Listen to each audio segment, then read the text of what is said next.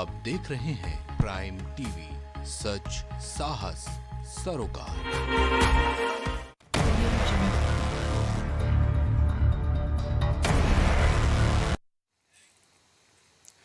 नमस्कार दोस्तों, मैं हूं संजय राजन। शुरू हो चुका है प्राइम डिबेट। आप सबों का बहुत बहुत स्वागत है इस कार्यक्रम में। दोस्तों, कल छठे चरण में देश के 58 सीटों पर कल सुबह 7 बजे से मतदान होने वाला है। आज जब हम ये चर्चा कर रहे हैं तब तक देश की 482 सीटों पर मतदान हो चुका है। दोस्तों, इस छठे चरण में उत्तर प्रदेश के 14 सीटों समेत दिल्ली की सारी 7 सीटों, पश्चिम बंगाल और बिहार की 8-8 सीटों, उड़ीसा की 6 और झारखंड की 4 सीटों के अलावा जम्मू कश्मीर की 1 सीट पर मतदान होने वाला है। वैसे देखा जाए तो बिहार, पश्चिम बंगाल और दिल्ली में इंडिया गठबंधन और एनडीए के बीच जबरदस्त सियासी टक्कर देखने को पिछले चरणों में भी मिला था और इस बार भी ऐसा ही होने का अनुमान है। लेकिन दोस्तों, चूंकि देश की दिशा और दशा तय करने वाला सबसे बड़ा सूबा यानी उत्तर प्रदेश का सियासी जंग, खासकर छठे और 7वें चरण में पूर्वांचल का जंग, कम दिलचस्प नहीं है। हालांकि पिछले लोकसभा चुनाव में प्रदर्शन को अगर आधार माना जाए तो पूर्वांचल में 1 सीट आजमगढ़ समाजवादी पार्टी के खेमे में गई थी, जो उपचुनाव के बाद भारतीय जनता पार्टी के हवाले हो गई। 4 सीटें माया की बीएसपी को हासिल हुआ था, जबकि शेष 9 सीटें एनडीए के खाते में गईं। और अगर उपचुनाव की बात कर ली जाए तो भारतीय जनता पार्टी या एनडीए के पाले में 10 सीटें रहीं। अब समझिए, हालात बदल चुके हैं। 2019 में समाजवादी पार्टी, बहुजन समाज पार्टी और आरएलडी साथ साथ चुनाव लड़े थे, जबकि इस बार मायावती अकेले आरएलडी एनडीए के साथ चुनाव लड़ रही हैं। ऐसे में सियासी मंच भी बहुत ही अलग तरह दिखाई पड़ रहा है। राहुल, अखिलेश, प्रियंका, डिंपल यादव मंच पर साथ साथ नजर आ रहे हैं। इस नए समीकरण के सियासी माहौल को कांटे की टक्कर में लाकर खड़ा कर दिया है। दोस्तों, ममता के तृणमूल कांग्रेस को भी 1 सीट भदोही पर चुनाव लड़ने का मौका मिला है। मुद्दों की बात तो क्या ही कहें, राहुल के ओबीसी आरक्षण का मामला हो, अखिलेश यादव का पीडीए और इन सब के बीच बीजेपी की ओर से आरक्षण में मुसलमानों को ज़्यादा कोटा दिए जाने का मुद्दा तो आप भी हर मंच से सुन रहे होंगे। मन से रामद्रोही, राम भक्तों, देशभक्तों तक की परिभाषा भी गढ़ी गई, जबकि जनता अपनी बेहतरी को लेकर चर्चा करते हुए सुनी जा रही है। चलिए, छठे चरण के इसी सियासी माहौल पर हम एक बेहतरीन पैनल के साथ चर्चा करेंगे, लेकिन सुन लेते हैं पहले कुछ सियासी बयान, फिर चलेंगे चर्चा पर। देश में कहीं भी धमाके होते थे तो सबसे पहले लोगों का ध्यान आजमगढ़ की तरफ जाता था। लोग आजमगढ़ की चर्चा करते थे और तब यहां समाजवादी पार्टी की सरकार आजमगढ़ की प्रतिष्ठा के लिए न कुछ सोचती थी न कुछ करती थी। तब सपा के शहजादे आतंक के समर्थन में दंगाइयों का सम्मान करते थे। लोकसभा चुनाव के 5 चरण संपन्न हो चुके हैं और छठे चरण में आपको भी अपने मताधिकार का प्रयोग करना है। आपने देखा होगा, कल ही मैं चंडीगढ़, हरियाणा और दिल्ली में था। इससे पहले भी अलग अलग राज्यों में मुझे जाने का अवसर प्राप्त हुआ और मैं दावे के साथ कह सकता हूं, पहले से ही 4 जून को क्या परिणाम आने जा रहा है, पूरे देश में निश्चिंतता है।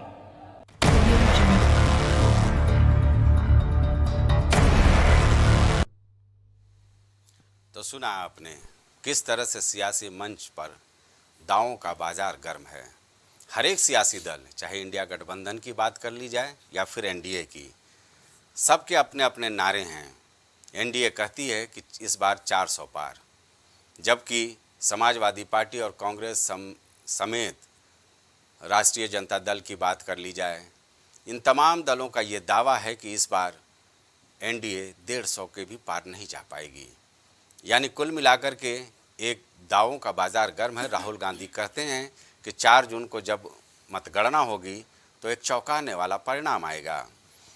अब बात कर ली जाए छठे चरण की तो 58 लोकसभा सीटें हैं, कुल प्रत्याशी 889 हैं।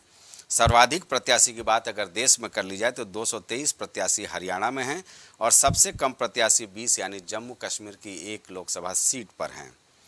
बिहार के 8, हरियाणा की 10, जम्मू कश्मीर की 1, झारखंड 4, दिल्ली 7, उड़ीसा की 6, उत्तर प्रदेश 14 और पश्चिम बंगाल की 8 सीटों पर कल जनता 879 प्रत्याशियों की किस्मत ईवीएम में कैद करने वाली है।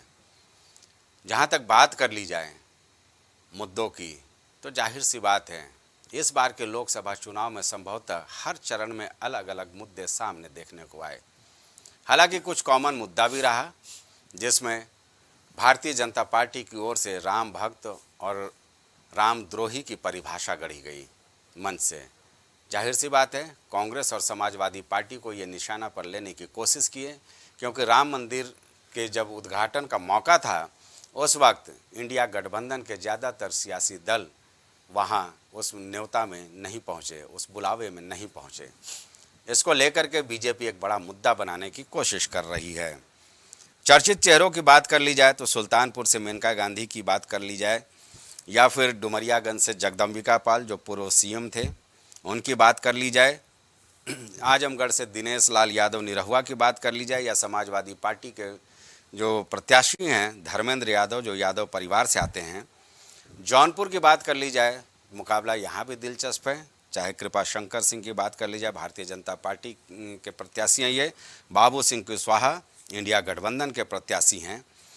तो कुल मिलाकर के ये कहा जा सकता है कि अब ये जो आखिरी 12 घंटे का वक्त होता है, जाहिर सी बात है मतदान के पहले सारे सियासी दलों की सांसें फूली रहती हैं। दावों का बाजार गर्म है, सियासी समीकरण बदल चुका है।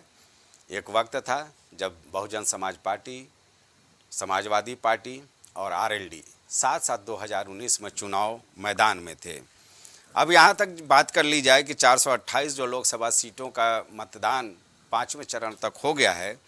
अगर इसका निष्कर्ष निकालने की कोशिश करें तो बीजेपी के पास 238 सीटें थी, एनडीए की बात की जाए तो 275, कांग्रेस के पास 44 और यूपीए के पास 85 सीटें थीं, अदर्स के पास 68 सीटें थीं। और शेष 2 चरणों में 115 सीटों पर जो मतदान बचा है उसमें अगर बात कर ली जाए तो भारतीय जनता पार्टी 68, एनडीए के पास 65, कांग्रेस के पास 77, यूपीए के पास 8 और अदर के पास 29 सीटें हैं। यानी ये कहा जा सकता है कि 2019 का जो चुनाव परिणाम था उसमें एनडीए का पलड़ा भारी था। देखने वाली बात होती है कि इस बार क्या कुछ होता है, लेकिन ये तो कहा ही जाएगा कि अब लगभग 79% लोकसभा सीटों पर मतदान संपन्न हो चुका है। पूरे दमखम के साथ सारे सियासी दल लगे हैं। उत्तर प्रदेश के 14 जिन सीटों पर कल मतदान होना है उसका मैंने जिक्र कर ही दिया कि 9 सीटें भारतीय जनता पार्टी के पास थी। आजमगढ़ एकमात्र ऐसा सीट था जो समाजवादी पार्टी के कोटे में गया था और अखिलेश यादव के रिक्त करने के बाद वहां पर उपचुनाव हुआ जो एक बार फिर भारतीय जनता पार्टी के पास चली गई। यानी 10 सीटें मौजूदा समय में भारतीय जनता पार्टी के पास है और 4 जो है बहुजन समाज पार्टी के पास है। लेकिन इस बार बहुजन समाज पार्टी के लिए भी चुनौतियां काफ़ी ज़्यादा हैं कि वो अपने दम पर चुनाव लड़ रही है, जबकि कांग्रेस और समाजवादी पार्टी साथ साथ चुनाव लड़ रहे हैं। यानी कुल मिलाकर मुकाबला काफ़ी दिलचस्प होने वाला है और निश्चित तौर पर यह कहा जाएगा कि कल के मतदान पर सबकी निगाहें टिकी होंगी। चलिए, हमारे साथ पैनल जुड़ चुका है। सबसे पहले हम आपका स्वागत कर लेते हैं। अपर्णा जी भारतीय जनता पार्टी का पक्ष रखने के लिए एक बार फिर हमारे साथ जुड़ गई हैं, हम आपका स्वागत करते हैं। अकलम इमाम साहब हैं, प्रवक्ता हैं समाजवादी पार्टी का, आप प्रयागराज से हमारे साथ जुड़े हैं, आपका भी बहुत बहुत स्वागत है। इरशाद उल्लाह जो हैं ये कांग्रेस के प्रवक्ता हैं, ये प्रयागराज से हमारे साथ इस चर्चा में जुड़े हैं, आपका बहुत बहुत स्वागत है। और आमिर साबिर साहब प्रवक्ता आरएलडी स्टूडियो में हमारे साथ मौजूद हैं, आपका भी बहुत बहुत स्वागत है। कुछ देर में हमारे साथ राजनीतिक विश्लेषक दिलीप यादव जी भी जुड़ेंगे, जिसके जरिए हम चर्चा को आगे बढ़ाने की कोशिश करेंगे। फिलहाल अपर्णा जी, छठे चरण का काउंटडाउन शुरू हो गया है मतदान का। हालांकि इसमें कोई दो राय नहीं है कि अगर 14 सीटों की हम बात कर रहे हैं तो 10 सीटें आपके पास हैं अभी, बीएसपी के पास 4 और समाजवादी पार्टी और कांग्रेस के पास एक भी सीट नहीं है। 58 सीटों की बात की जाएगी तो 40 सीटें आपके पाले में हैं। यानी आपके पास 2019 का जो परिणाम था उसको दोहराने की एक बड़ी चुनौती है। चुनौती इसलिए नहीं है चूंकि जब भी बात होती है काम की तो काम के लिए भारतीय जनता पार्टी हमेशा आगे आती है। प्रत्याशी हमेशा जमीन पर और ग्राउंड पर रहने का कार्य करते हैं। मैं सबसे महत्वपूर्ण बात है, पिछली बार 2019 में 18.5% जो वोट है बीएसपी का, जिन्होंने इन्होंने एसपी और बीएसपी ने 2019 में जो गठबंधन किया था, इस बार बीएसपी इंडिविजुअल चुनाव लड़ रही है। और इंडिविजुअल चुनाव ही नहीं, इनका जो वोट बैंक है बसपा का, सो बसपा के खाते में जाएगा। समाजवादी पार्टी के आप खुद ही कह रहे हैं कि 4 सीट बीएसपी के पास में है और भाजपा के पास में 10 है, सपा के पास में तो एक भी सीट नहीं है 6 चरण में। तो जब इनके पास वोट बैंक पिछली बार नहीं था तो इस बार कहां से ये बढ़ाकर कोई जादू करके लाएंगे, ये तो देखने वाली बात है। जनता भी समझ रही है कि समाजवादी पार्टी का किस तरीके से वंटा ढार हो रहा है, किस तरीके से इनके अपने फैसले गलत पर गलत किए जा रहे हैं। प्रत्याशियों के मामले में बात कर लें तो प्रत्याशियों के मामले में इन्होंने कितने गलत फैसले किए हैं, कभी किसी का नामांकन करा दिया, कभी किसी का। चुनाव की बात करें तो चुनाव एक भी जीते नहीं है, फ्लॉप साबित हो गए हैं अखिलेश यादव। समाजवादी पार्टी जो उत्तर प्रदेश में पिछली बार विपक्ष का जो काम था कि इन्होंने ठीक से अपने मुद्दे नहीं रख पाए, वही 2024 में किया। एसी के कमरे से बाहर निकले नहीं और इन्होंने ऐसे ही समाजवादी पार्टी को भटकता हुआ और अनाथ छोड़ दिया है। कार्यकर्ता भी परेशान है कि आखिरकार अखिलेश यादव जी आप कर क्या रहे हैं कि समाजवादी पार्टी को अच्छे से लीडरशिप भी नहीं दे पा रहे हैं। और सिर्फ जो जनता है उसको ये दिख रहा है कि अखिलेश यादव को वोट देने से मेरा वोट सिर्फ खराब होगा, कांग्रेस पार्टी को वोट देने से मेरा वोट सिर्फ खराब होगा। इसलिए अगर हम ये चाहें कि अगर वोट जैसे 2024 का जो लोकतंत्र का जो महापर्व है उसमें हिस्सा लेने की जब बात आती है, जनता जनार्दन जब अपना तो देखती है कि भारत कितने बड़े स्तर पर विश्व गुरु बनने की कगार पर है। और देखो आर्थिक, अगर देखो आपकी अर्थव्यवस्था देखो तो अर्थव्यवस्था भी कितनी लंबी छलांग मार चुका है। 5वें नंबर की अर्थव्यवस्था है, 4थे नंबर की बनने जा रही है और आने वाले 2025 में 3रे नंबर की अर्थव्यवस्था देख। और भारत का जो ऑरा है अगर ग्लोबलाइज तरीके से देखा जाए तो कितना ज्यादा बढ़ चुका है माननीय नरेंद्र मोदी के नेतृत्व में। ये दूसरे देशों को देखकर पता लगता है जब आज हम एक महत्वपूर्ण भूमिका निभा रहे हैं, G20 जैसे देशों में उसकी अध्यक्षता कर रहे हैं। हमारे देश में G20 हो गया। जब जनता को ये मुद्दे दिखते हैं, जनता जब ये काम देखती है, स्टार्टअप की बात करें तो स्टार्टअप अब 95,000 हो गए हैं। वहीं 2014 में स्टार्टअप 3,095 थे, एक रिपोर्ट में मैंने देखा था। और ईपीएफओ में रोजगार कितने 15 करोड़ से अधिक रजिस्ट्रेशन हुए हैं। एमएसएमई के माध्यम से कितने सारे उद्योग लगे हैं लोगों को। तो अब जो देश चल रहा है ना, जो जिस पटरी पर वो मैन्युफैक्चरिंग हब बन चुका है, ऑटोमोबाइल में दूसरे नंबर पर आ गया है।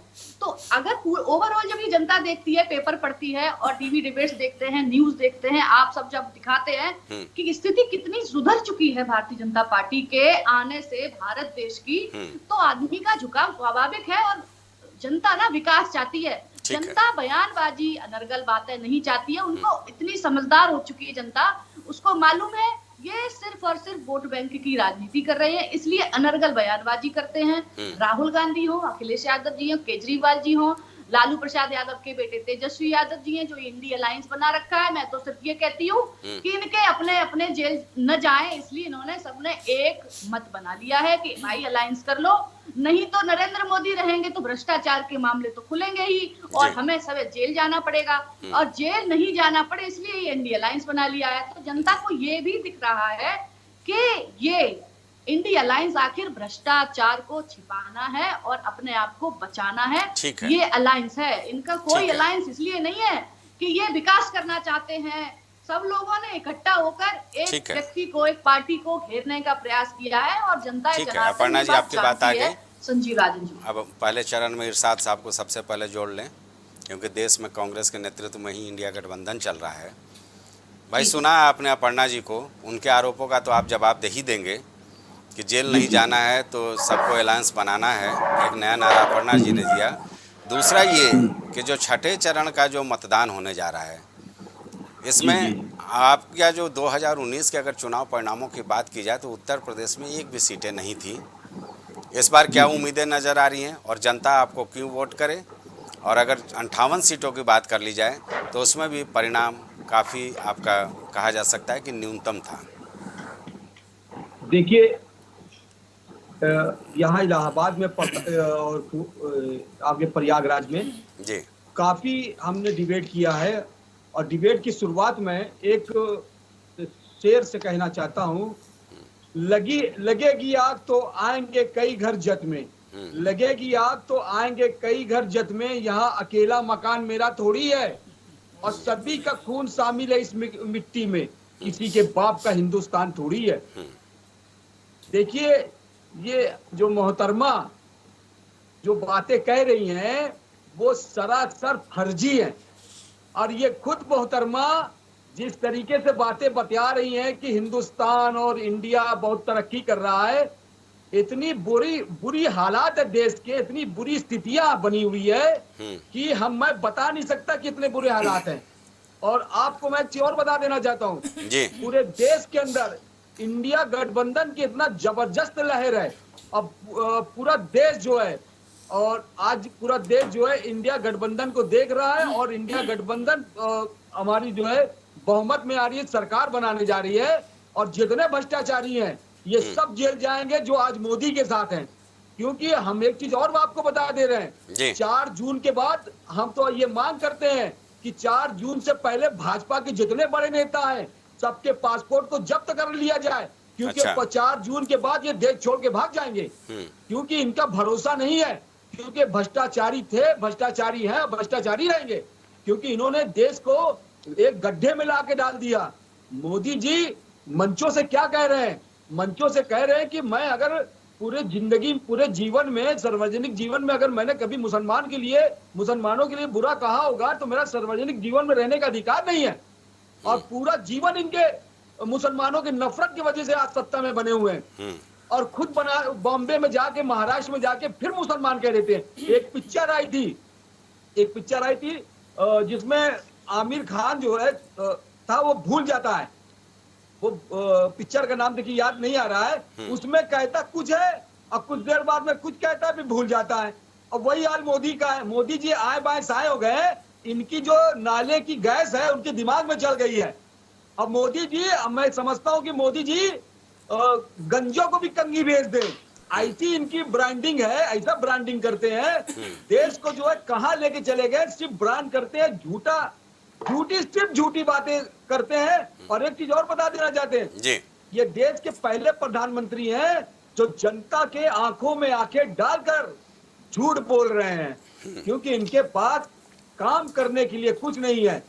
ये सिर्फ और सिर्फ झूठे आश्वासन और झूठी बातें कह के जनता को गुमराह करते हैं और वोट मांगते हैं, नफरत की राजनीति करते हैं, हिंदू को मुसलमान से लड़ाते हैं, मुसलमान को हिंदू से लड़ाते हैं, जात को जात से लड़ाते हैं, धर्म को धर्म। इनके पास इसके अलावा कोई काम नहीं है। ये क्यों नहीं अपने काम से वोट मांगते हैं? इन्होंने जितना काम किया है, हम कह रहे हैं कि आप कोरोना के नाम से जो काम किया उससे वोट मांग ले, आप सैनिक के नाम से वोट मांग ले, आप जो विकास किया उस विकास के नाम से वोट मांग ले। आप विकास पर किसी चीज पर वोट नहीं मांगेंगे। आप कहेंगे कांग्रेस आएगी तो आपका मंगलसूत्र ले लेगी, कांग्रेस आएगी तो आपका 1-2 मकान 1 मकान ले लेगी, कांग्रेस आएगी तो आपकी भैंस ले लेगी, कांग्रेस आएगी तो आपकी टोटी निकाल ले जाएगी, कांग्रेस आएगी तो बिजली के तार काट ले जाएगी, कांग्रेस आएगी तो आपका कपड़ा ले जाएगी। ये कौन सी बात है? ये प्रधानमंत्री कौन सी बात कर रहे हैं? ये प्रधानमंत्री के ऊपर ये शोभा नहीं देता। ये किस तरीके से प्रधानमंत्री बात आ गई, मुझको तो शर्म आती है। ठीक है, ठीक है। प्रधानमंत्री हमारे देश के प्रधानमंत्री आप लोग ठीक है, बोल रहे हैं। ठीक है इरशाद जी, आपकी बात आ गई, ठीक है। साबरी साहब, सुना आपने कांग्रेस प्रवक्ता को, ये कह रहे थे कि भारतीय जनता पार्टी जो होता है गंजों को भी कंघी बेच देगी, यानी इनके पास इतना झूठ बोलने की ताकत है। भाई, इनके आरोपों का जवाब तो पहले आप दे दीजिए। बहुत धन्यवाद संजय जी, आज आपने चर्चा में शामिल किया। देखिए, बहुत अहम बातें 2 कही हैं हमारे कांग्रेस प्रवक्ता ने। एक तो ये कहा कि नफरत की बिना पर माननीय मोदी जी यहाँ तक पहुँचे हैं। दूसरी बात, इनको ये आँख में आग डाल के झूठ बोल रहे हैं। हमारे इन्होंने तो पूरी मिसाल ही गलत कर दी, उल्टी कर दी। आँख में आग डाल करके सच बोला जाता है, झूठ नहीं। पहली बात तो ये समझिए। और नफरत की जहाँ तक बात आई तो संजय जी, आपको याद होगा कि नफरत पैदा किसने करी और नफरत के बीज किसने बोए। आज नफरत जो प्रचंड मतलब वट वृक्ष बन चुकी है, वो सिर्फ कांग्रेस की देन है। आपको याद होगा संजय जी, देखिए इरशाद जी सुन लीजिए, मैंने आपको बहुत सुकून से सुना है। साबरी साहब रुको, मैं बोल दे रहा हूँ। इरशाद भाई नफरत की राजनीति, इरशाद भाई, मेरा ये तरीका नहीं है, मेरे चर्चा का तरीका होता है कुछ। इरशाद भाई सुनिए, के अंदर अगर मुसलमान ना होते, इरशाद भाई, जनता पार्टी और नरेंद्र मोदी एक सभा तक के चुनाव भी नहीं जीत सकते। इरशाद भाई आइंदा ख्याल रखेंगे, मैं सबको बोलने का मौका देता हूं, लेकिन बीच में कोई नहीं बोलेगा। अपना पॉइंट नोट कर लेंगे, आप इशारा कर देंगे, मैं आपके पास चला आऊंगा। हाँ, क्योंकि वो चीखम चिल्ली वाले बहस में ना लोगों को समझ में नहीं आती है बातें। जी साबरी साहब। तो संजय जी, मैं कह रहा था कि नफरत की जो राजनीति है उसकी शुरुआत कांग्रेस ने की। जब देश 47 में आजाद हुआ तो बहुत सब सुकून था, पुरसुकून माहौल था। ठीक है, बंटवारा हुआ, एक माहौल था बंटवारे का, चला गया पाकिस्तान जिसको जाना था, और जिसको रहना था, जिसको हिंदुस्तान की मट्टी से मोहब्बत थी, वो हिंदुस्तान रह गया। लेकिन कांग्रेस ने दोगली राजनीति शुरू करी, नफरत की राजनीति शुरू करी। एक बीज बोया बाबरी मस्जिद के अंदर मूर्तियां रखाने का, उसके बाद ताला लगवा दिया गया, उसके बाद 86 में ताला खुलवा दिया गया। तो कुल मिलाकर के संजय जी, ताला खुलवाने तक सीमित मामला नहीं रहा, फिर शिलान्यास कराया गया, फिर 92 में 92 में बाजी शहीद करा दी गई। तो ये बीज किसके बोए?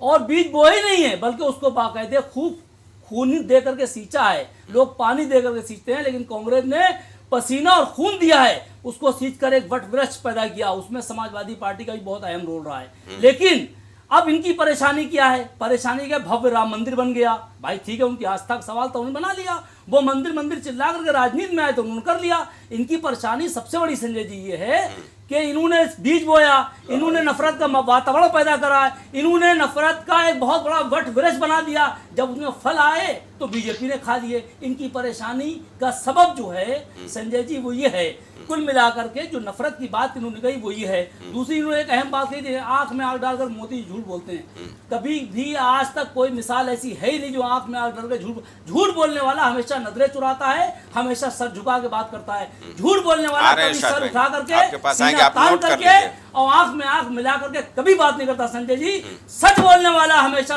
आंख में आंख डाल के बात करता है, सीना तान के बात करता है और सर उठा के बात करता है संजय जी। ये पहली बात आप समझिए। दूसरी बात अब जब आ रही है मेन, कल छठे चरण के चुनाव पे, अब हम इस पर आते हैं। कल जिस 14 सीटों पे चुनाव होना है संजय जी, उसमें 4 सीटें बसपा जीती थी, 1 सीट भाजपा, 1 सीट सपा जीती थी, और 9 सीटें भारतीय जनता पार्टी जीती थी। तो 14 सीट जिन पर चुनाव होना है, बहुत ज्यादा देखिए, हम आंकड़ों पे नहीं जाएंगे, जो जातिगत आंकड़े आज दिख रहे हैं मुझे, जो माहौल वातावरण दिख रहा है चुनावी, वो एक बात थोड़ा शॉर्ट में समझिए संजय जी, कि पिछली मर्तबा एक बहुत बड़े दल, दो बहुत बड़ा vote bank Samajwadi party Bahujan Samaj party का साथ था, तब समाजवादी पार्टी मात्र 1 सीट जीत पाएगी, और क्या नाम संजय भाई, और बस बहुजन समाज पार्टी 4 सीटें जीती थी। चूंकि वजह थी, कारण था कि यादवों ने बसपा प्रत्याशियों को वोट नहीं दिया, दलितों ने समाजवादी पार्टी के प्रत्याशियों को वोट नहीं दिया। वजह क्या हुई? वजह जो मुसलमानों का एक तरफा वोट ईमानदारी से बसपा को चला गया और ईमानदारी से सपा को भी चला गया। तो वो 10 सीटों पे जीते थे, वो जाके 5 सीटों पे जीते थे, जिसमें कल की चुनाव में, छठे चरण के चुनाव में 1 सीट समाजवादी पार्टी को गई थी, 4 सीटें बहुजन समाज पार्टी को गई थी। इस बार कोई ऐसा गठबंधन नहीं है। कांग्रेस बिल्कुल नील हो चुकी थी उत्तर प्रदेश में, समाजवादी पार्टी बहुत मजबूती से 2022 में लड़ी थी तो 110 पे सिमट गई थी, पिछली 2019 में 5 सीटों पे सिमट गई थी। तो संजय जी ये आप मान के चलिए कि बहुत बड़ा कोई फेरबदल नहीं होने जा रहा है। ये मान के चलिए कल 14 सीटों का जो चुनाव हो रहा है उसमें भारतीय जनता पार्टी 12 सीटों पर जीत के आ रही है और विपक्ष 2 सीटों पर सिमट जाएगा, ये मेरा मानना है। बाकी अन्य पैनलिस्टों को भी आप मौका दे रहे हैं, बाकी सेकंड राउंड में जो होगा। इरशाद भाई पहले कुछ बोलना चाह रहे थे, आप बोल लीजिए, फिर अकलम साहब के पास चलेंगे। ये मान्यवर ये महाशय जो कह रहे हैं कि आंखों में आंखें डाल कर जो है झूठ कोई नहीं बोलता, सच बोलते हैं। मान्यवर को फिर यकीन नहीं हो रहा है कि किस तरीके से देश के प्रधानमंत्री झूठ बोल रहे हैं मंचों से। इनको फिर ये, हमको ये लगता है कि इनको रतौनी हो गई है, इनको कुछ दिखाई कुछ नहीं देता। ये इतने 56 साल आपकी सरकार रही, आपको आवाज आ रही है, आवाज चेक किया जाए। 56 साल आपकी सरकार रही है, आधी सदी से ज्यादा आप हुकूमत में रहे हैं, आपने क्या करा है? आमिर साहब जो नियम उनके लिए था, इरशाद भाई के लिए आपके लिए खाता न भाई, जो मोदी कहे वही सही। झूठों ने, देखिए झूठों से कहा है सच बोलो, झूठों से कहा है सच बोलो, और सरकारी ऐलान हुआ है सच बोलो। घरों में झूठ की मंडी, दरवाजे पे लिखा है सच बोलो। ये झूठे थे, झूठे हैं, झूठे ही रहेंगे। चलिए। इनकी न दीन से मतलब है, न दुनिया से मतलब, न धर्म से ठीक है। मतलब है। सम्मित पात्रा जैसा आदमी घटिया, वो कहता है चलिए, कि ठीक है। वो क्या मालूम है क्या कह रहा है? कह रहा व्यक्तिगत है कि बातों पे नहीं, संबित भगवान- पात्रा का भी भाग्य का भगवान- फैसला होना ही है। भगवान जनता सब जानती है। भगवान जगन्नाथ मोदी जी के भक्त हैं और कहते हैं कि राम को तो हम ही लेके आए अरे हैं। भाई, ये जुबान और कोई फिसल लेके सकता है। नहीं आप लोग आया। तो ऐसे कितनी बयानों धर्म की को बात है, बिल्कुल धर्म पकड़ पे- लेते हैं। धर्म के नाम से वोट ठीक है, मांग रहे, ठीक कितनी है। धर्म की बात है, कितनी इरशाद भाई, धर्म जरा की आपके बात है। सहयोगी अकलम भाई को चुल्लू पर शामिल कर पानी लें। में डूब हाँ। के मर जाना चाहिए। ठीक है, ठीक पूरी है। दुनिया के अंदर यही एक भारतीय जनता पार्टी है जो धर्म के नाम से वोट इरशाद मांगती है, भाई, ऐसे भगवान के ऐसे नाम से वोट मांगती इरशाद है। भाई, ऐसे बयानों को ना जाए जो जुबान फिसलने से निकलती है, वरना मल्लिकार्जुन खड़गे ने भी संसद में क्या बोला था वो सबको पता है। चलिए अकलम भाई, आवाज आ रही है अकलम साहब?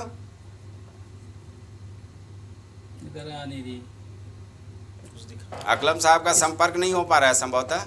चलिए दिलीप जी भाई, छठे चरण को लेकर के हम लोगों ने एक बार चर्चा की थी यार, दोबारा बैठे हैं क्योंकि कल सुबह 7 बजे से मतदान होना है।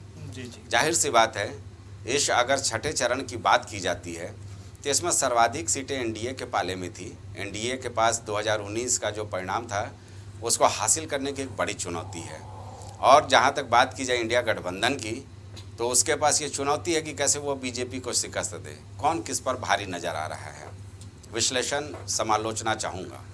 जी देखिए, जैसा आपने बताया 2019 में जो है निश्चित तौर पे एनडीए भारी थी।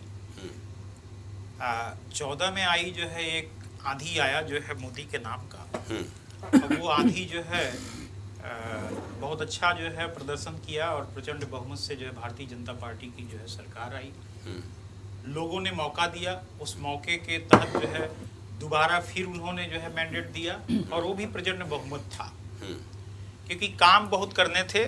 जो यूपीए की दोनों टर्म की जो है सरकारें थी, उनको जो है लोगों ने खास तौर पे जो है भारतीय जनता पार्टी ने जो समा बांधा था उसको जो है बहुत अच्छे से कैश किया और लोगों को जो है कन्वर्ट कर लिया अपने पक्ष में। और वही चीज़ें जो है 10 साल से चलती रही हैं। लेकिन जो आज का समय, आज का दौर है, बेसिकली जो है वो महंगाई का है, भ्रष्टाचार का है, बेरोजगारी का है, शिक्षा का है, चिकित्सा सुविधा, विकास का है। मेन जो है जो 10 साल से जो है विकास करेंगे, अभी विकास की बात है। तो भारतीय जनता पार्टी को जो है अपने जो भी जो है उन्होंने विकास किया है उस विकास को बताना चाहिए, खास तौर पे युवाओं में जाना चाहिए। युवा जो है आप देखिए जो है बेरोजगारी का आलम बहुत तगड़ा है। कांग्रेस पार्टी कह रही है 30 लाख जो है 15 अगस्त तक हम जो है रोजगार देंगे।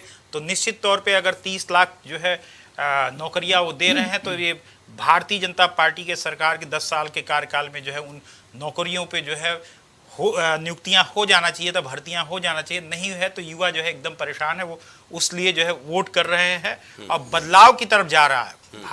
भारतीय जो है लोकतंत्र जो है बदलाव की तरफ जा रहा है, क्योंकि कोई चीज़ जो है किसी से छिपी नहीं है। आज जो है भारतीय जनता पार्टी में भी बैठे लोग, चाहे उनके जो पहले जो है कहते थे कि जो है 14 का 19 का जो अंधभक्त लोग बोलते हैं, वो लोग भी जो है जानते हैं कि दर्द है, लेकिन क्या करें कि जो है दर्द को छुपाएं कहाँ, बताएं कहाँ। अलग से बैठ के जो है बताते हैं लोग कि जो है गलत हो रहा है। वन मैन आर्मी की तरह वन लीडरशिप चल रहा है, जो कि देश के लोकतांत्रिक व्यवस्था के लिए जो है बहुत ही गलत है। ऐसा नहीं होना चाहिए कि जो है एक ही व्यक्ति के नाम पे जो है चुनाव लड़ा जाए, एक ही फेस, और कोई फेस ही नहीं है। जन सरोकार से जो है जो मुद्दे हैं, आरक्षण का मुद्दा है, ये सब चीजें जो है जो आ रही निकल के आ रही है उसका जो है काउंटर कर रहे हैं इंडिया गठबंधन के लोग। और जो इधर जो है कल मैं भी जाऊंगा, आजमगढ़ से हूं, तो कल मैं जो है सुबह जाऊंगा वोटिंग करने। दिलीप जी, एक ट्रेंड मैं देख रहा हूं जी, जैसे इंडिया गठबंधन है, ठीक है, पूरे दमखम के साथ चुनाव लड़े, लेकिन उनका ज्यादातर वक्त सिर्फ और सिर्फ मोदी की आलोचना में चला जा रहा है। देखिए हुआ क्या, आपको क्या करना है? आप कौन सी बड़ी लकीर खींचने वाले हो जो एनडीए की सरकार ने पिछले 10 साल में नहीं खींची? जी उसकी तस्वीर पेश की जाए। हम देखते हैं कि भारतीय जनता पार्टी जो है वो ट्रेंड सेट कर देती है, आप भी ये कांग्रेस और समाजवादी पार्टी उसके पीछे पीछे चल जाते हैं। जी। हालांकि एक ट्रेंड में निश्चित तौर पर इरशाद भाई आते हैं एक ट्रेंड मुझे बहुत आश्चर्यजनक लगा था, जो खटाखट का मुद्दा राहुल गांधी उठाया, जी, जी। उस पर प्रधानमंत्री जब मंच से बोले तो मैंने कहा चलो एक मुद्दा तो ऐसा आया जिस पर कि राहुल गांधी के बयान का प्रतिकार मिला प्रधानमंत्री की ओर से। वरना तो हमें लगता है कि जो बीजेपी चाहती है वो ट्रेंड सेट कर दे रही है। उसको तो सियासत में चूंकि कहा गया साम दाम दंड भेद, हालांकि निश्चित तौर पर चुनाव आयोग की भी काफ़ी सख्ती थी, उसके बावजूद भी आज मैं सुन रहा था कि राम भक्त रामद्रोही ये तमाम मंच पर गूंज रहे हैं। तो इस पर क्या कहना है कि इंडिया गठबंधन अपनी लकीर खींचे ना?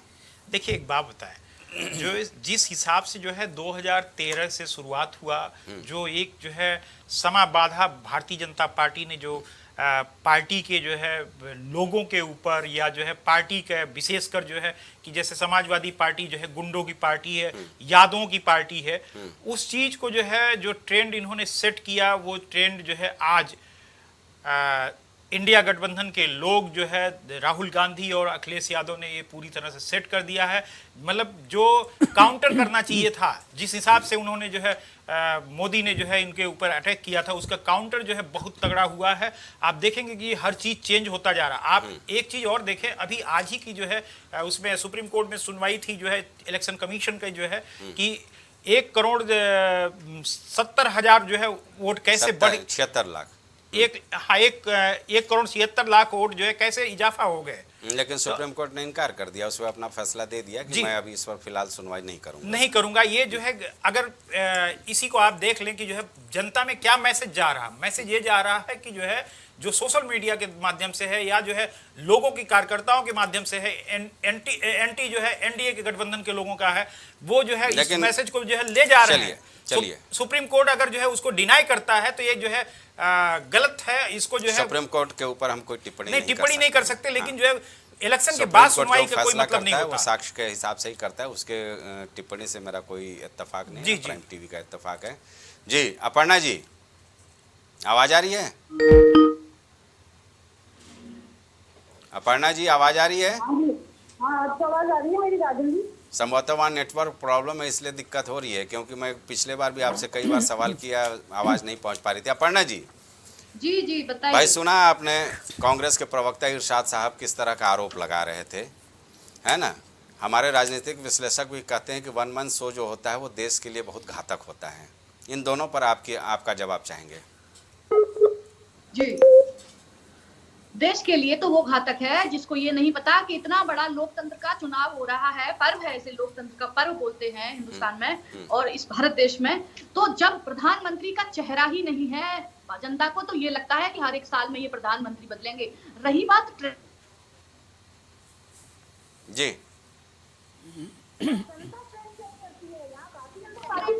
यहाँ भारतीय जनता पार्टी ट्रेंड नहीं सेट करती है। जब वो ऐसी बयानबाजी करते हैं जिससे कि इनका मजाक खुद बने राहुल गांधी जी का।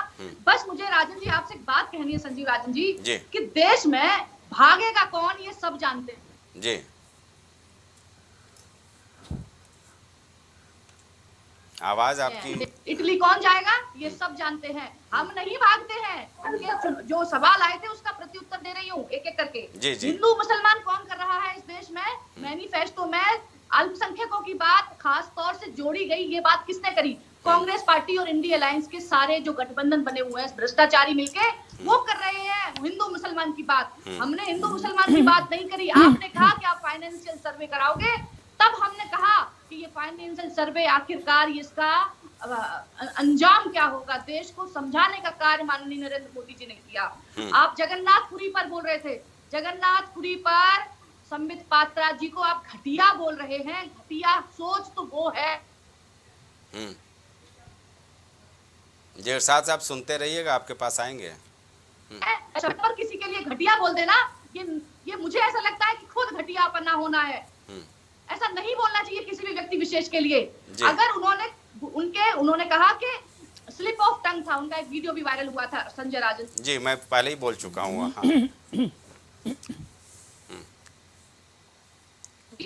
30 लाख नौकरियां दे देगी कांग्रेस। संजय जी नौकरियां तब दे देंगे जब हम आज की डेट में आर्थिक रूप से इतने बड़े बन चुके हैं। जब ये 30 लाख नौकरियां दे देंगे। 55 वर्षों में आपने भारत देश में शासन किया है, तो रोजगार आखिरकार युवा रह क्यों गया? आखिर बिना आवास का युवा रह क्यों गया? आखिर वो महिलाएं, उनको इज्जत घर नहीं मिले जो 12 करोड़ इज्जत घर हमने देने का कार्य किया। वो 55 सालों में भारतीय जनता पार्टी अब देने का कार्य कर रही है। आपने लोगों में गरीबी का आलम इस तरीके से छोड़ दिया कि लोग आज राशन को दुखी है, तो हमने राशन 2 वक्त की रोटी देने का कार्य किया। आपने देश को आखिर कितने गर्त में छोड़ दिया, और आप ये शब्दों का इस्तेमाल कृपया करके आपकी डिबेट में हो रहा है, इस पर आप कोई प्रतिक्रिया नहीं दे रहे हैं। राजन जी, ये गलत बात है। अपर्णा जी, जैसे मैंने इरशाद साहब को बताया था ना कि ये जुबान फिसलने का मामला है, लेकिन मल्लिकार्जुन खड़गे की भी जुबान फिसली थी। भारतीय जनता पार्टी ने भी उसको बड़े गर्व से पूरे देश में प्रचारित किया था। चलिए, ऐसे बयानों पर हम ज़्यादा चर्चा ना करें। फिलहाल इरशाद साहब के पास चलेंगे, उनसे जवाब लेने की कोशिश करेंगे, लेकिन लेना पड़ेगा एक अल्प विराम, फिर हम तुरंत आते हैं।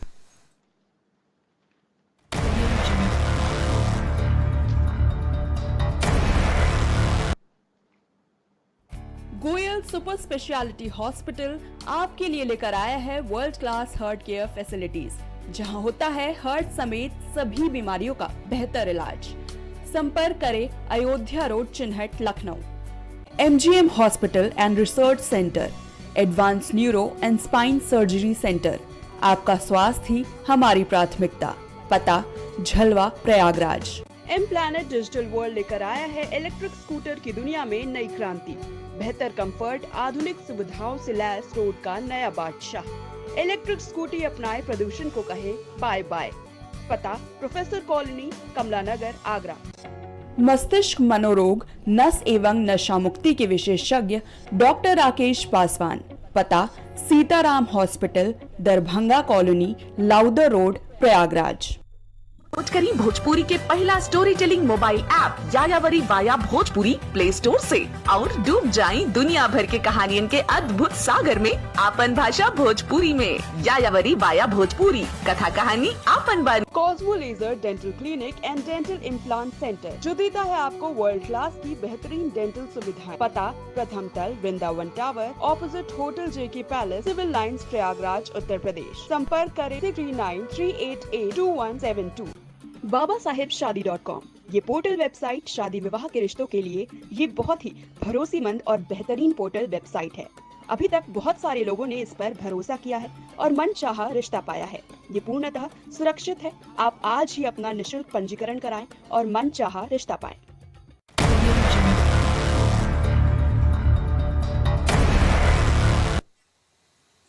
तो ब्रेक के बाद आपका बहुत बहुत स्वागत है।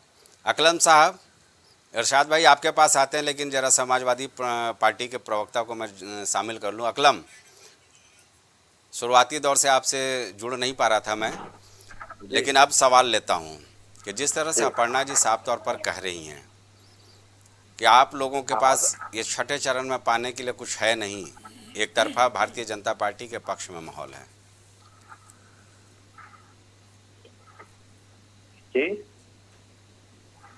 भारतीय जनता पार्टी का साफ दावा है कि इस बार भी आप लोग छठे चरण में कुछ हासिल नहीं कर रहे हैं। निश्चित तौर पे भारतीय जनता पार्टी जो कहती है वो करती नहीं है, और जो कहती है वो होता भी नहीं।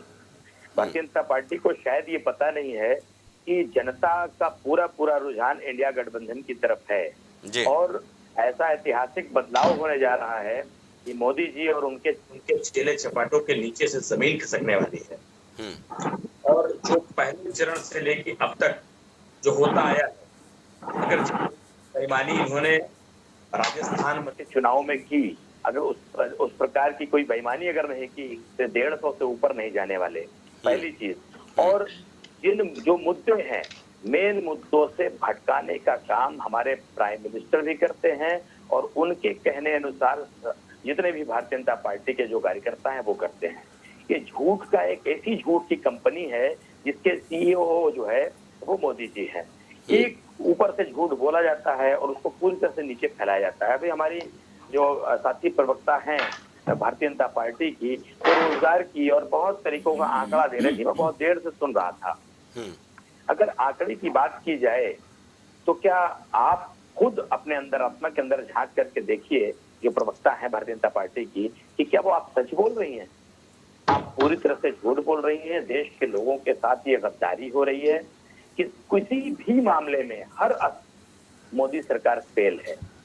मोदी सरकार किसी भी एक मुद्दे पर, न रोजगार के मुद्दे पर, न महंगाई के मुद्दे पर, न देश की सुरक्षा के मुद्दे पर, हर मुद्दे पर फेल है। अगर बेरोजगारी की बात की जाए तो भारत में सबसे ज्यादा बेरोजगारी का दौर इस समय चल रहा जी 10 साल के शासन में। आपने इन 10 सालों में जो पूर्व की सरकारों ने संस्थान बनाए थे उन संस्थानों को भी बेचा, आपने सारे संस्थानों को प्राइवेट कर दिया, जो आमदनी होती थी देश की उसको आपने समाप्त कर दिया, आपने रिजर्व बैंक का सारा पैसा निकाल लिया। आप किस स्तर की बात कर रहे हैं कि आप देश को मजबूत कर रहे हैं?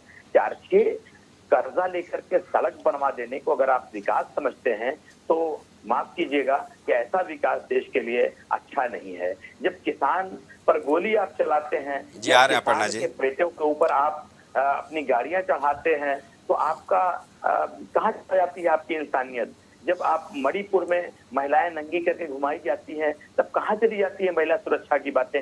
बहुत जितनी बातें इन्होंने बोली हैं, अगर एक एक बात का मैं जवाब दूं तो 1 घंटे मुझे चाहिए जी। ये वक्त कम है और आप भी समझदार हैं, सारी चीजें आप समझ रहे जी। हैं। भारतीय जनता पार्टी हर मुद्दे पर फेल है। यहाँ का युवा, किसान, मजदूर, शोषित, वंचित वर्ग, महिलाएं, ये सब के सब इंडिया गठबंधन के पक्ष में मतदान करने जा रहे हैं। और जैसे पहले चरण से लेके 5वें चरण तक हम कामयाबी के शिखर पर पहुंचे हैं, 6वां और 7वां शिखर चरण भी हम इंडिया गठबंधन वालों को इतना मजबूत करेगा कि देश में एक मजबूत और बेहतरीन सरकार बनाएंगे जिससे युवाओं के खाते में 1 लाख रुपया और उनको पक्की नौकरी, महिलाओं के खाते में हर महीने 8,500 रुपया, किसानों का कर्जा माफ, बिजली का बिल हाफ। हम तो ये कहते हैं कि टोल टैक्स भी हम कम करेंगे। हमारी यहाँ तक की सोच है और हम ये भी करके दिखाएंगे।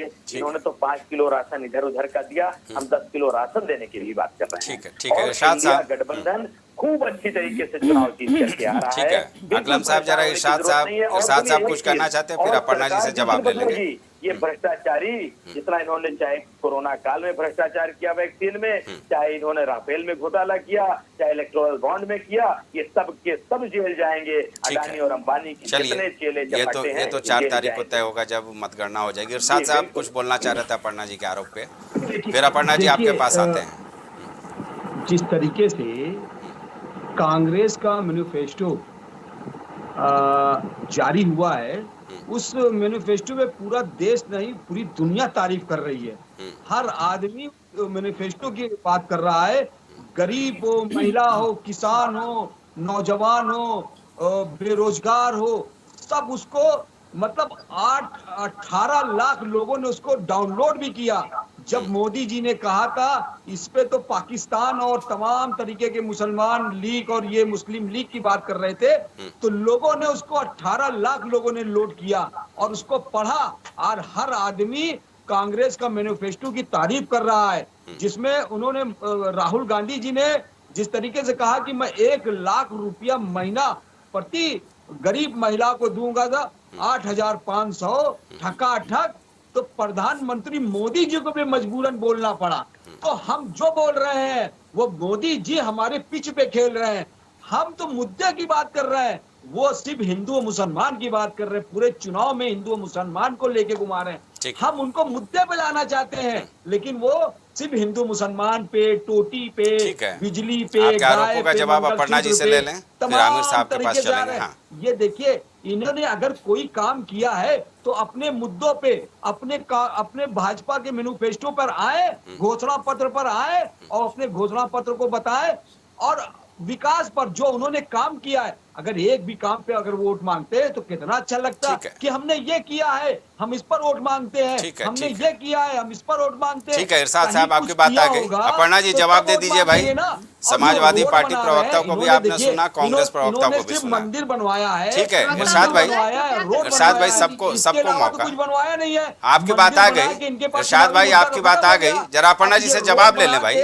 रोड जो बना रहे हैं उस पे इतना ज्यादा लोन ले लिया गया है। ठीक है इरशाद भाई, इतना ज्यादा लोन ले, ठीक है, अब अगली बार आते हैं आपके पास। कर रहे हैं उसमें आवाज आ रही है क्या इरशाद भाई? बात कर रहे हैं इरशाद भाई, आवाज आ रही है? जरा अपर्णा जी से जवाब ले लें। एक तरफा बोलते रहेंगे तो बात नहीं चलेगी ना, एक तरफा बोलेंगे तो बात नहीं चलेगी। जरा जवाब ले लें दीजिए।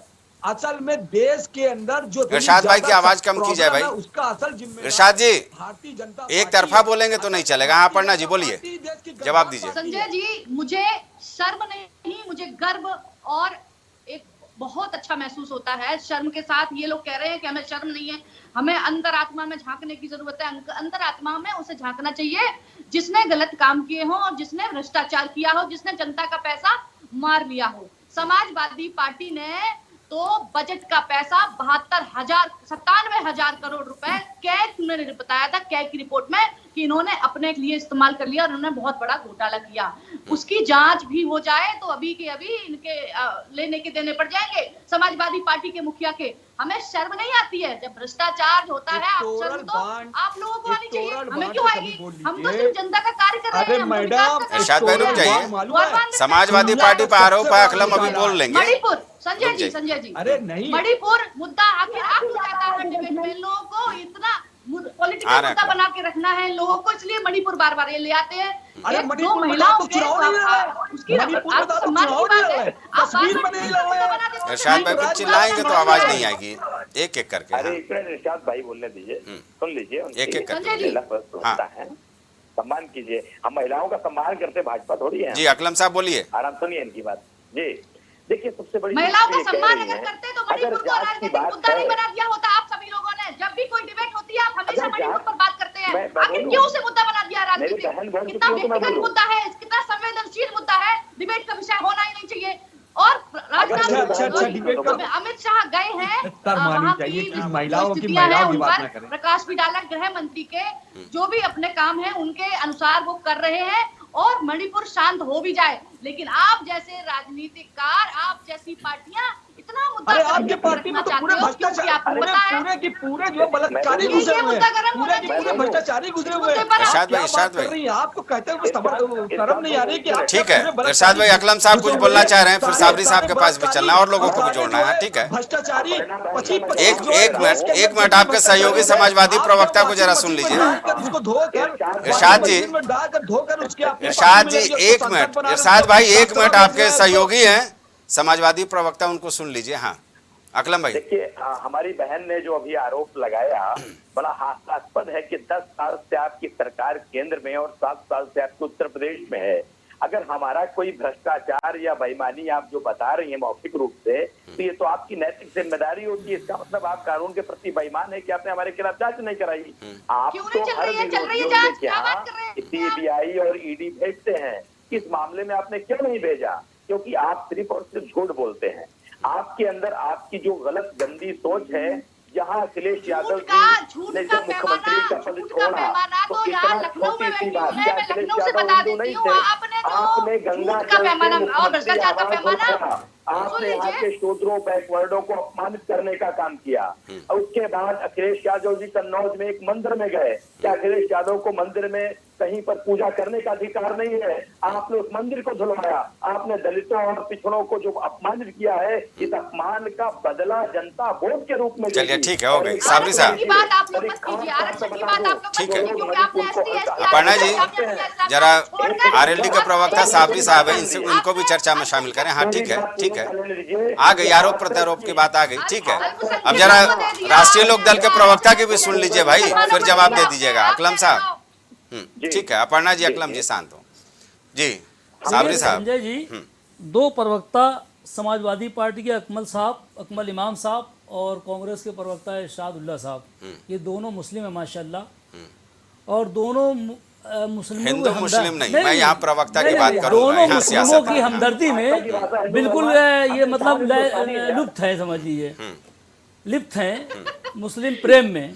सुनिए, कांग्रेस ने, आपको याद होगा 2004 में जब सरकार बनी थी तो 2005 में सच्चर कमेटी बनाई गई, और सच्चर कमेटी, अरे सुन लीजिए अकमल साहब, सुन लिए, अभी हम आपके पेट का दर्द भी दूर कर देंगे, चिंता न करिए, हम आपके पेट का दर्द भी दूर कर देंगे। पहले कांग्रेस को एक कैबिनेट दे देंगे थोड़ा सा। अकलम साहब सुन लीजिए, दे दीजिए कांग्रेस को, फिर आपको भी सुन। साबरी साहब आप चुप रहिए, मैं उनको शांत करा ले रहा हूँ। अकलम साहब अभी संयम से सुन रहे थे ना, साबरी साहब को भी आप सुन लीजिए, फिर जवाब दीजिएगा। हाँ, बीच में नहीं। तो 2005 में संजय जी सच्चर कमेटी बनाई थी कांग्रेस ने मुसलमानों की समस्याओं के लिए, मुसलमानों की क्या समस्याएं हैं, लेकिन उसी कांग्रेस ने जब 2009 में मजबूत सरकार बन गई, उसके बाद वो सच्चर कमेटी उठा के डस्टबिन में फाड़ के फेंक दी, कहाँ है आज तक पता नहीं। ये तो इनकी मुस्लिम हमदर्दी बहुत, अभी झूठ और सच की बात कर रहे थे, तो ये झूठ और सच और मुस्लिमों की हमदर्दी बात हो गई। अब आ जाइए समाजवादी पार्टी पे। तो 2012 के चुनाव में हर मंच से मुलायम सिंह जी ने कहा था, मैं हर चौकी पर मुस्लिम दरोगा देखना चाहते हैं। मुस्लिम दरोगा तो छोड़ दीजिए, हर चौकी पे मुस्लिम सिपाही ना मिला। संजय जी, ये थी एक सच्चाई। और 18% मुसलमानों को रिजर्वेशन देंगे, और जबकि इन्हीं मुलायम सिंह जी ने, लेकिन बड़ी भोली कौम है मुसलमानों की कि तमाम राजनीतिक कथित सेकुलर दलों के बहकावे में आ जाती है और भारतीय जनता पार्टी को अपना दुश्मन बनाती रही है, मानती रही है। अगर ईमानदारी से संजय जी मुसलमान अगर वाकई हिकमत अमली अख्तियार कर ले और सोच ले सच्चाई इन सेकुलर कथित दलों का चेहरा समझ में आ जाए, तो यकीनन वो दोबारा इनको कभी वोट नहीं देगी। और जिसको ये दुश्मन बनाए हुए हैं, जिसको ये सांप्रदायिक कहते हैं, जबकि सबसे ज्यादा सांप्रदायिक के बीच कांग्रेस ने बोए हैं और जिसको समाजवादी पार्टी ने भरपूर पानी देकर सींचा है। लेकिन वहीं पर अगर आप बात करें लफ्ज़ मुसलमान, तो पूरे घोषणा पत्र में कांग्रेस के मुसलमान का शब्द इस्तेमाल नहीं हुआ है। और आज की तारीख में अखिलेश की कोई भी मंच उठा के देख लिए, अखिलेश ने पूरे 8 साल में मुसलमानों का नाम नहीं लिया है, जबकि मुसलमानों का सर्वाधिक वोट लिया। और इस चुनाव में भी मुसलमानों को देने की और कोई बात नहीं करते। और पूरा जब चुनाव आता है तो हिंदू मुस्लिम वोट करके और मुस्लिम वोटों का ध्रुवीकरण करा दिया जाता है। इतनी इंतहाई शर्मनाक बात है। एक महत्वपूर्ण प्रश्न हमको दिलीप जी से लेना है। दिलीप जी, आज मैं डिटेल निकाल रहा था, केंद्र की जो ओबीसी लिस्ट है उसमें मुसलमानों का कितनी जातियाँ कहाँ कहाँ शामिल हैं, जरा ध्यान से सुन लीजिएगा। मध्य प्रदेश में मुसलमानों की 27 जातियाँ शामिल हैं जिनको आरक्षण मिल रहा है। गुजरात में 22 जाति है मुसलमानों की जिनको आरक्षण मिल रहा है।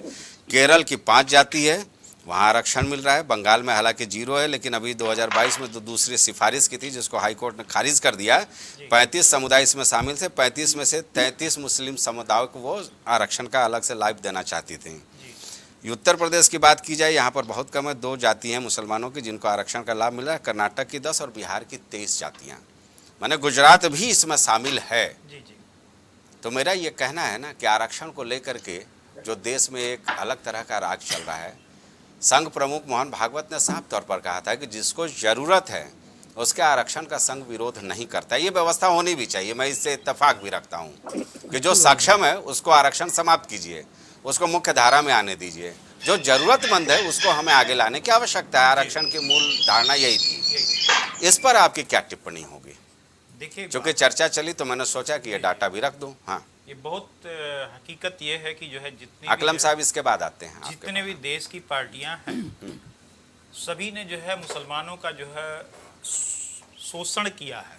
जी, मैं शोषण बोल रहा हूँ, इसलिए कोई जो है मुसलमानों का हिकमतदार नहीं है। और इन्होंने जो है जो मुसलमानों के लिए करना चाहिए, चाहे भारतीय जनता पार्टी हो, कांग्रेस हो, समाजवादी पार्टी हो। जैसे अभी आमिर साहब कह रहे थे सच्चर कमेटी आई, सच्चर कमेटी वाकई में जो है कांग्रेस के समय आई और उस समय जो है उस कमेटी की जो संस्तुतियों को जो है लागू करना चाहिए था, वो नहीं हुआ। बयानबाजी खूब हुआ मंचों से, एकदम एक लंबा वक्त है कि सच्चर कमेटी का रहा। जी। हालांकि मैं अटल सरकार की निश्चित तौर पर तारीफ करूंगा। यहाँ पर चूंकि साबरी साहब भी बैठे हैं, इरशाद भाई भी बैठे हैं, अकलम साहब भी बैठे हैं, जी, जिन्होंने मदरसा के आधुनिकीकरण को लेकर के पहली बार पहल की। जी। तो इन्होंने जो है सच्चर कमेटी, वाजपेयी साहब की भी जो है सरकार है मुसलमानों के प्रति, आप जो है कितने लोगों को इन्होंने जो है टिकट दिया, भारतीय जनता पार्टी कितना, समाजवादी पार्टी ने दिया, कांग्रेस ने कितना दिया, आरएलडी में भी जो है जितना, बसपा ने कितना दिया। तो ये दरअसल क्या उनके पॉपुलेशन को लेके जो गणित सेट करते हैं और गणित सेट करने के बाद जीत के चले जाते हैं, लेकिन उन्हीं मुसलमानों के हक हकूक की लड़ाई नहीं लड़ते हैं। और वही मुसलमान नहीं लड़ते हैं जो उनके जो है अपने धर्म के होते हैं। मैं अल्पसंख्यक की बात नहीं कर रहा हूं, वो मुसलमान भी चुन के जाते हैं संसद में या जो है विधानसभा में, वो उन्हीं मुसलमानों का गला रेतते हैं। हकीकत ये है। और सिर्फ उपयोग हुआ है शायद। चलिए, भारत में जो है जिस हिसाब से जो है पॉपुलेशन है, जो अशिक्षा है, मुसलमानों की जो अशिक्षा है वो बहुत ज्यादा है। या तो बहुत हायर लेवल पे हैं, हायर लेवल पे आपको जो है जज मिल जाएंगे, हाई कोर्ट के जज मिल जाएंगे, आईएएस मिल जाएंगे, सारे मिल जाएंगे, लेकिन जो है पासमानदा मुस्लिम समाज तो निश्चित तौर पर आज भी दयनीय स्थिति में दयनीय स्थिति में। पीएम मोदी ने भी इस पर सवाल किए थे। एक चीज और मैं कहना चाहूंगा, इसमें कोई दो राय नहीं है कि बदलाव आया है जी, इस वर्ग विशेष में भी बदलाव देखने को मिल रहा है। अब फतवा नहीं चलता है, नहीं चलता है। अब चूंकि पढ़ लिख करके जी जी ये विशेष वर्ग भी आगे बढ़ रहा है और एक जागरूकता की स्थिति आई। अकलम साहब कुछ कहना चाह रहे थे, वक्त कम है जी। पहली चीज तो जो हमारे एक साथी ने कहा कि कांग्रेस के किसी घोषणा पत्र में मुसलमान का लफ्ज नहीं है, निश्चित तौर पे नहीं है। और जिसको लेकर के भारतीय जनता पार्टी की जो प्रधान नेता हैं, उन्होंने बार बार हिंदू मुसलमान के बंटवारे की बात की। एक हिंदू तुष्टीकरण शब्द समझ लीजिए मुझसे कि वो हिंदू संतुष्टीकरण या तुष्टीकरण कर रहे हैं। पूरे देश में हिंदुओं को बेवकूफ बनाने के लिए मुसलमानों को टूल किट बना के रख दिया। हर मामले में मुसलमान, हर मामले में मुसलमान।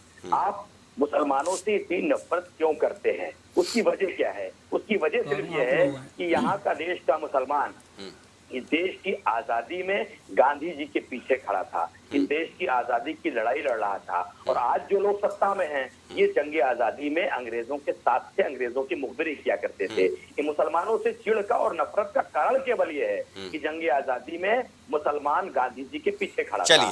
इनका ये कह देना कि मुसलमान समाजवादी पार्टी और कांग्रेस पार्टी में, ऐसा नहीं है। एक सेकंड, मुसलमान हर जगह है। और जिस तरीके से मुसलमानों को उनके अवसरों से रोका जा रहा है, देखिए आरक्षण किसको मिलता है? जैसे हिंदू समाज में ब्राह्मण, ठाकुर, बनिया और लाला को छोड़ दिया जाए तो लगभग सारी की सारी बिरादरी आरक्षण में आती है। उसी तरह मुसलमानों में सैयद, शेख और पठान के बाद सारे लोग आरक्षण में आते हैं। इस पर इतना बवाल क्यों? ये मतलब की बात की जा रही है। चलिए, बहरहाल अकलम साहब, ये सारे मुद्दे आप लोग प्राइम टीवी के जरिए जनता के बीच में लेके जा रहे हैं। ये तो देखने वाली बात होगी कि छठे चरण के मतदान में क्या कुछ होता है। जी, अब आखिरी कमेंट 30 सेकंड का मैं चाहूंगा।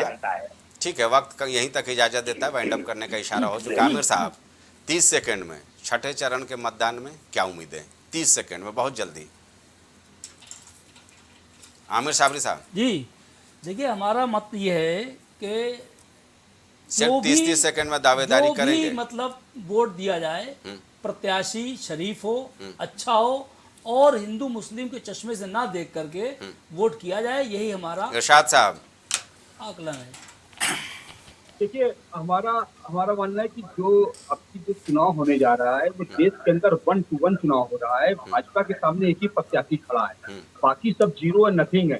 तो हमारा जो भी मानना है कि अब की फाइट ऐसी जबरदस्त होगी कि भाजपा के पसीने छूट जाएंगे। ठीक है अकलम साहब, इंशाल्लाह अल्लाह चाहेगा। 30 सेकंड में अपनी बात, दावेदारी। आप लोग चाहेंगे। इरशाद साहब 30 सेकंड का समय था, 30 सेकंड का समय था। देश का मुसलमान न कभी सांप्रदायिक रहा, न कभी जातिवादी रहा। उत्तर प्रदेश से मात्र 4 मुसलमान लड़ रहे हैं, जबकि 76 सीट पर हिंदू लोगों को वोट देकर के मुसलमान यहाँ पर संसद बनाने जा रहा है। ठीक है, अपर्णा जी ध्यान रखिए कि इस देश का मुसलमान जातिवादी नहीं है। जाति और धर्म का चश्मा भारतीय। ठीक है, 30 सेकंड का ही वक्त था। अपर्णा जी बेवकूफ बना करके हिंदुओं का हर चीज छीनना चाहते हैं। ठीक है, हो गया, आपकी बात आ गई। भाषण नहीं था भाई, 30 सेकंड का समय दिया था। अपर्णा जी याद आ रही है इस डिबेट के बाद, सावन के अंधे को हरा हरा नजर आता है, ऐसी समाजवादी पार्टी और कांग्रेस के कार्यकर्ताओं को और उनके प्रवक्ताओं को यही चल रहा है। हम पिछली बार 10 लेकर आए थे, इस बार 14 की 14 लेकर आएंगे इस वाले चरण में, क्योंकि 18.5% वोट ठीक है बीएसपी का इनके साथ नहीं है। चलिए, इसलिए ये बात हम कह रहे हैं। कल सुबह 7 बजे से, ठीक है, कल सुबह 7 बजे से मतदान होगा। बातें आ गई, सियासी दलों का दावा भी आपने सुन लिया। इस चर्चा में शामिल होने के लिए अपने सारे मेहमानों का बहुत बहुत शुक्रिया। लेकिन मैं एक बार फिर अपील करूंगा कि मतदाता अपने घर से निकले, सुबह अपने मताधिकार का जरूर इस्तेमाल करें और जो वोट परसेंटेज में जो कमी आ रही है उसकी पूरी भरपाई इस छठे चरण में करने की कोशिश करें। कल सुबह 7 बजे से प्राइम टीवी आपके लिए लेकर आएगा विशेष कवरेज मतदान की, छठे चरण की। फिलहाल मुझे दीजिए इजाज़त, नमस्कार।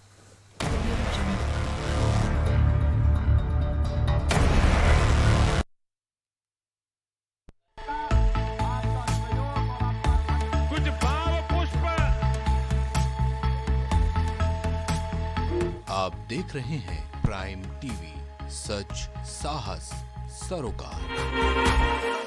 एम प्लैनेट डिजिटल वर्ल्ड लेकर आया है इलेक्ट्रिक स्कूटर की दुनिया में नई क्रांति। बेहतर कंफर्ट, आधुनिक सुविधाओं से लैस रोड का नया बादशाह। इलेक्ट्रिक स्कूटी अपनाए, प्रदूषण को कहे बाय बाय। पता प्रोफेसर कॉलोनी, कमला नगर, आगरा। मस्तिष्क मनोरोग, नस एवं नशा मुक्ति के विशेषज्ञ डॉक्टर राकेश पासवान। पता Sitaram hospital, Darbhanga colony, Lowther road, Prayagraj. खोज करी भोजपुरी के पहला story telling mobile app Yayavari via Bhojpuri play store से और डूब जाएं दुनिया भर के कहानियन के अद्भुत सागर में आपन भाषा भोजपुरी में। यायावरी वाया भोजपुरी, कथा कहानी आपन बन। Cosmo laser dental clinic and dental implant centre, जो देता है आपको वर्ल्ड क्लास की बेहतरीन डेंटल सुविधाएं। पता प्रथम तल, वृंदावन टावर, ऑपोजिट होटल जेके palace, civil lines, Prayagraj, Uttar Pradesh. संपर्क करें 3938822172। बाबा साहेब शादी.com, ये पोर्टल वेबसाइट शादी विवाह के रिश्तों के लिए ये बहुत ही भरोसेमंद और बेहतरीन पोर्टल वेबसाइट है। अभी तक बहुत सारे लोगों ने इस पर भरोसा किया है और मनचाहा रिश्ता पाया है। ये पूर्णतः सुरक्षित है। आप आज ही अपना निशुल्क पंजीकरण कराएं और मनचाहा रिश्ता पाएं। गोयल सुपर स्पेशलिटी हॉस्पिटल आपके लिए लेकर आया है world class heart care facilities, जहां होता है हार्ट समेत सभी बीमारियों का बेहतर इलाज। संपर्क करें Ayodhya road, Chinhat, Lucknow. MGM hospital and research centre, advance neuro and spine surgery centre. आपका स्वास्थ्य ही हमारी प्राथमिकता। पता झलवा, प्रयागराज। छूट नहीं पाएगी अब यूपी की कोई भी खबर, क्योंकि हर खबर पर होगी हमारी पैनी नजर।